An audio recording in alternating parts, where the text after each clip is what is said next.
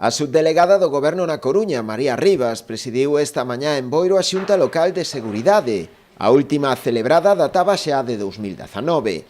Antes da xuntanza asinaba co alcalde José Ramón Romero a adhesión do Concello a Bioxen, o programa de seguimento integral das vítimas de violencia de xénero. Segundo explicou a propia subdelegada, a incorporación de Boiro a este programa suporá un paso máis á hora de garantir a seguridade e a protección ás mulleres que son vítimas de violencia de xénero, a través do reforzo de colaboración e a coordinación entre as forzas de seguridade do Estado e a Policía Local. O que tratamos é de optimizar os recursos que temos e poñelos a disposición das víctimas de violencia machista para facer esa protección que facemos habitualmente dos seus casos cunha maior coordinación e cunha maior presenza e cunha maior cercanía. Non? En ese sentido, eu creo que este camiño no que estamos de ir conseguindo que máis concellos que teñen policías locais se adiran a este sistema de Bioxen, para nós é unha cousa que hai que poñer en valor, é unha cousa moi importante porque ao final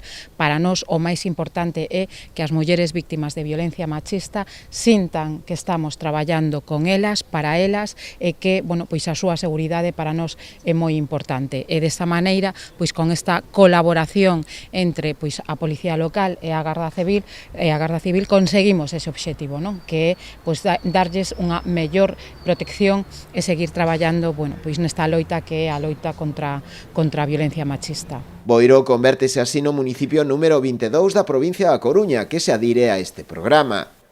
Durante a reunión posterior da Xunta Local de Seguridade, analizáronse tamén os feitos delituosos destes últimos anos, constatándose que as cifras amosan unha tendencia descendente. Un análisis da delincuencia que hai no noso concello que pode avanzar que temos un índice de delincuencia moi baixo e que foi baixando todos estes últimos anos gracias a Deus.